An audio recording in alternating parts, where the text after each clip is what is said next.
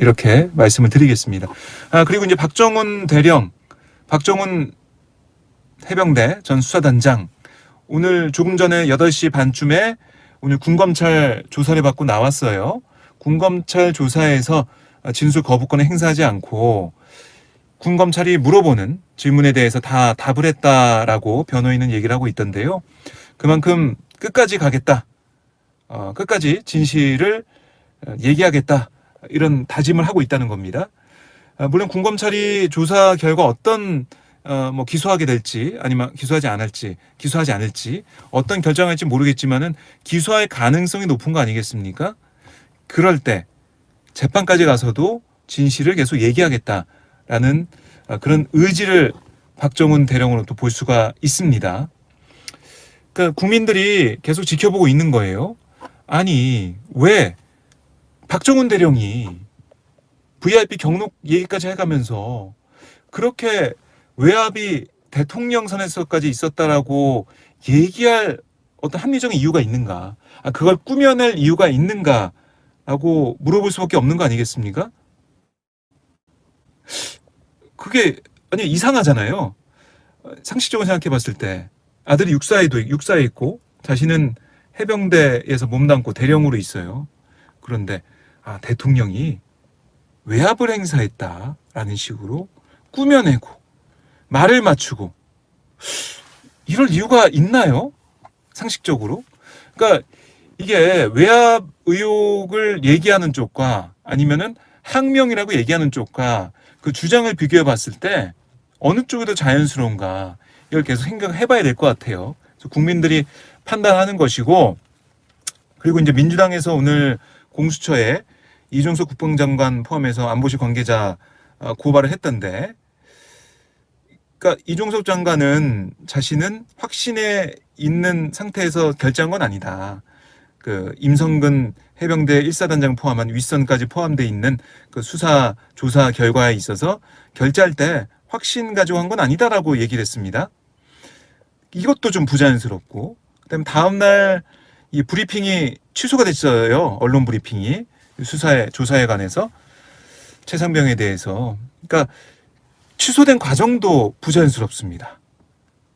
이게 뭔가 딱딱 맞아떨어지지가 않아요. 그러니까 이런 정황이 계속 드러나고 있고, 안보실 2차장 임종덕 2차장이 8월 2일에 해병대 사령관한테 전화한 거는 사실이다라고 또 인정을 했습니다. 그 김기한 사령관도 얘기했고 임종덕 2차장도 얘기를 했어요. 왜 연락을 했었냐? 뭐 알아보기 위해서 연락했다.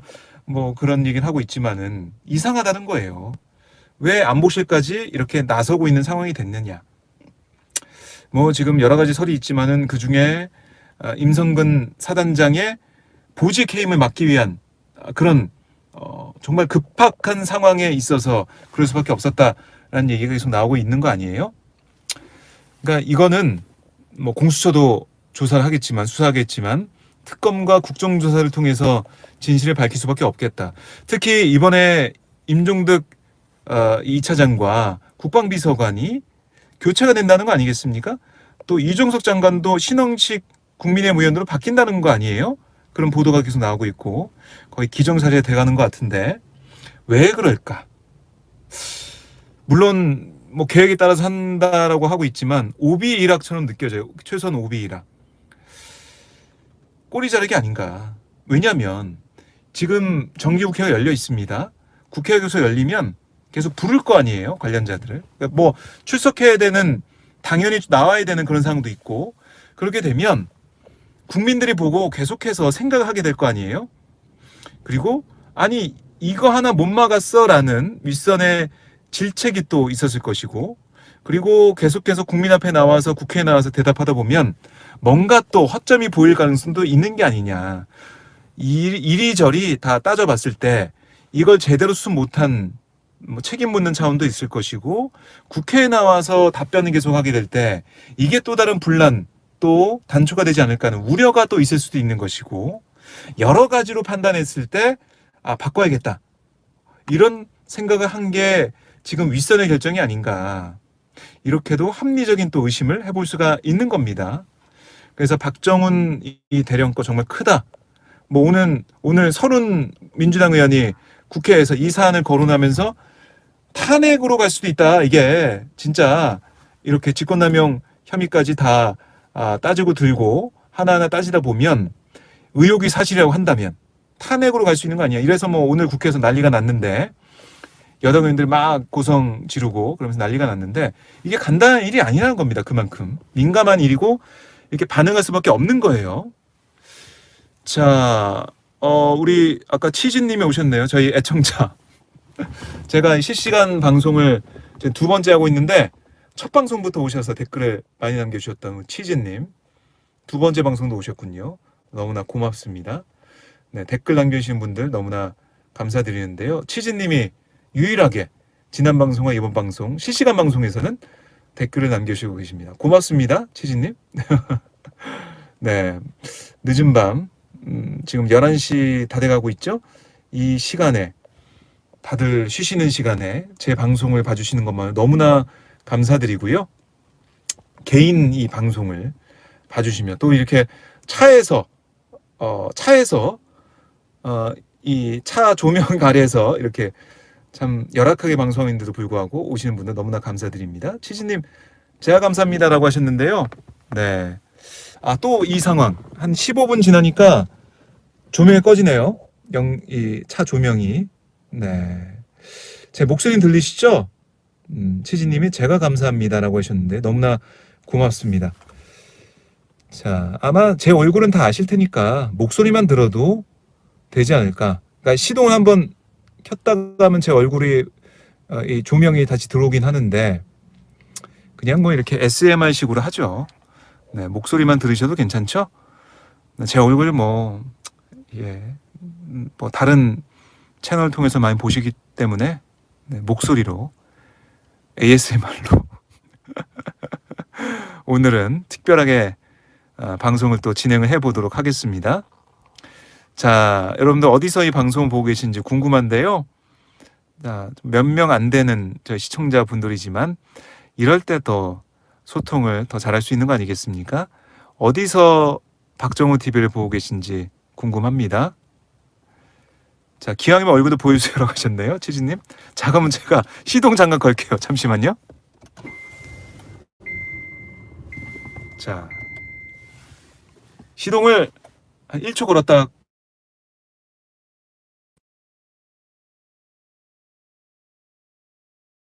지금 잠깐 빠졌다가 들어올 텐데 조금만 기다려 주십시오.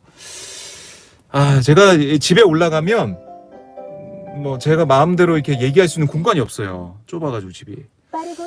그래서 차에서 그래서 제가 제일 편히 저만의 공간을 저만의 시간을 가질 수 있는 차에서 여러분과 함께 하고 있는데, 네. 자, 얼굴 나왔습니다. 치즈님 만족하시나요?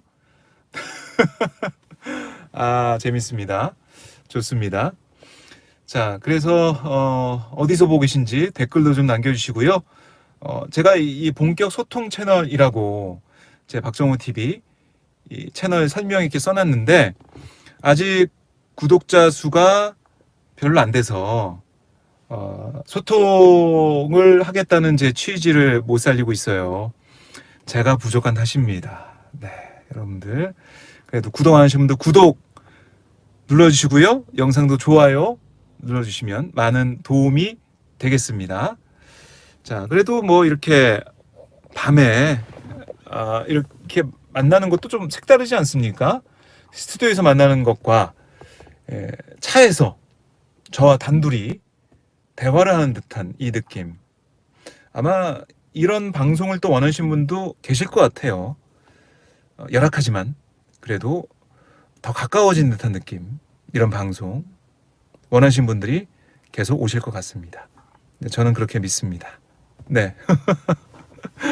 자, 오늘 날씨가 더워가지고 아마 동해안 쪽에 강원도 쪽에 계신 분들은 선선하다 느끼실 수도 있겠지만 어제 열대야였고요. 서울 같은 경우는 오늘도 아마 열대야 같기도 한 너무 더워요. 오늘 더웠습니다. 그래서 참 이상 기후만큼이나 우리 대한민국에서도 이상한 일들이 많이 벌어지고 있다. 제가 이 얘기를 초반에 드렸는데요. 그런 것 같고 특히 이제 홍범도 장군 흉상 이전 문제 그리고 박정훈 대령 이 외압 의혹, 이거는 앞으로 계속 커질 수밖에 없는 사안이다.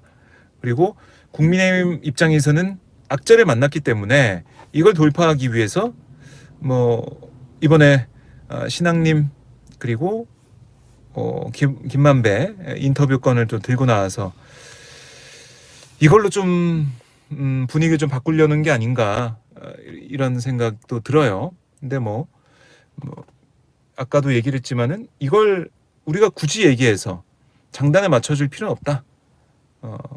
다른 보수 매체들의 그동안 보도가 있었던 대장동 관련 보도들 그걸 한번 되짚어 보면 원 스트라이크 아웃 이 얘기를 못한다. 이렇게 얘기하면 됩니다.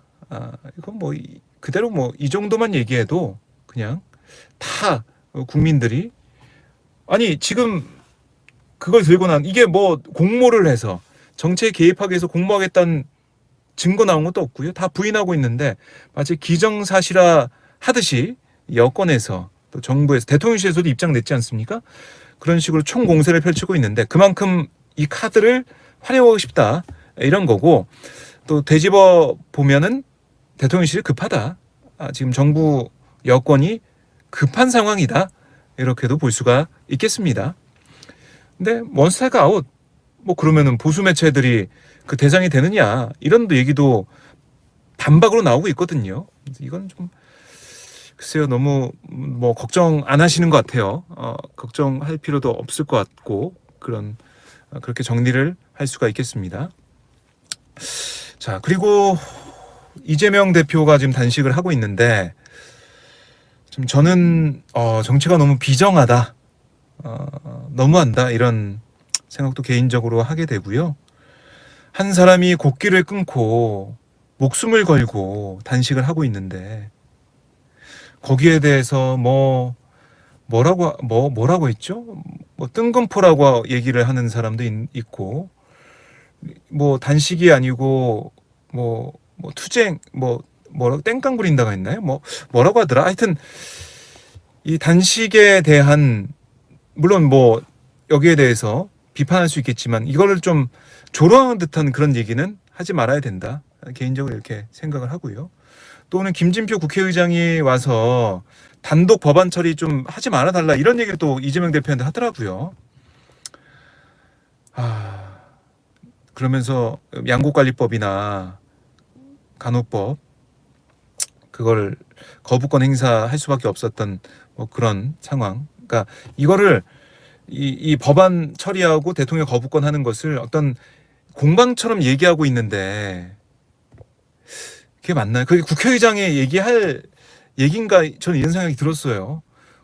국회는 국민의 대표들이 모여 있는 곳이고 국회를 이끄는 의장이 국회의장인데 국민의 뜻, 국민의 대표들의 뜻을 반영해야 되는 게 맞는 거 아닌가요?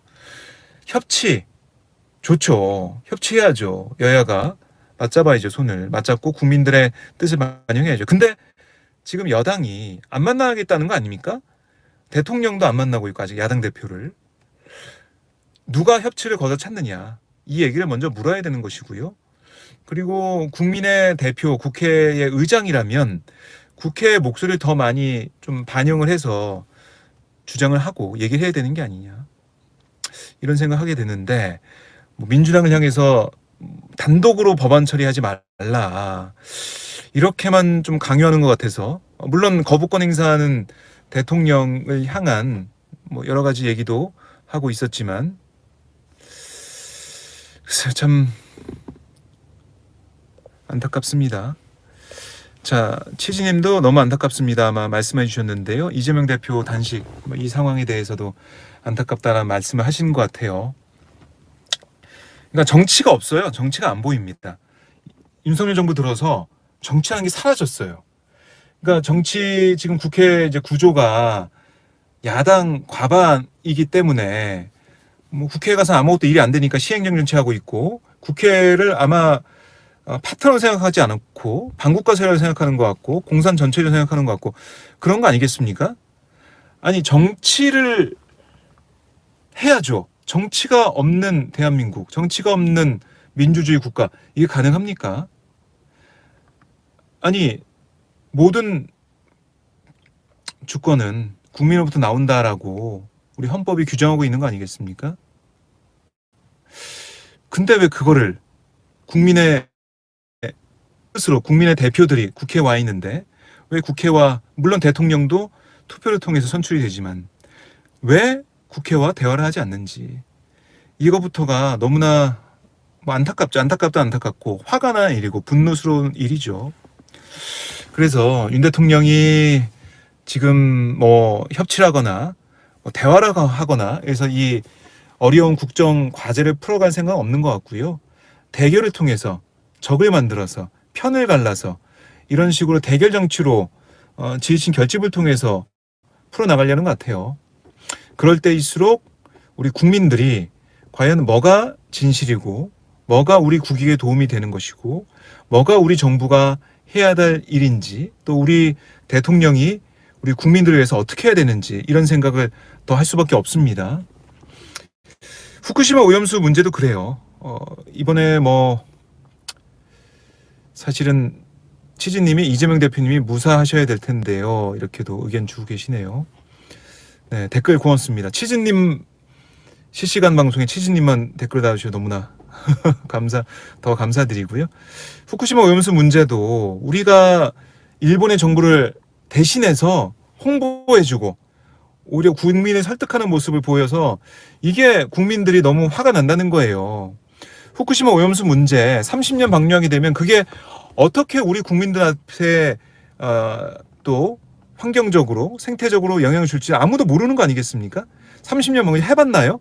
그러니까 원전 폭발한 원전 거기서 방사성 물질이 새고 있는데 그거를 모았다가 알프스 뭐 다액종 제거 설비를 거친다고 하지만 이게 다 걸러지는지도 우리가 과학적으로 확신할 수 없는 것이고 그리고 그게 방류됐을 때 30년 후에 어떤 일이 있는지 알 수가 없잖아요. 그거 데이터가 없어요. 그런데 IAEA가 보고서를 통해서 이거 믿어도 된다라고 했다고. 근데 그것도 책임 안 진다고 하는 거 아닙니까? IAEA 보고서는. 그러니까 그런 상황인데도 믿어야 된다. 과학적이다. 과학적으로 처리된 오염수다. 이렇게 얘기하고 있는 거.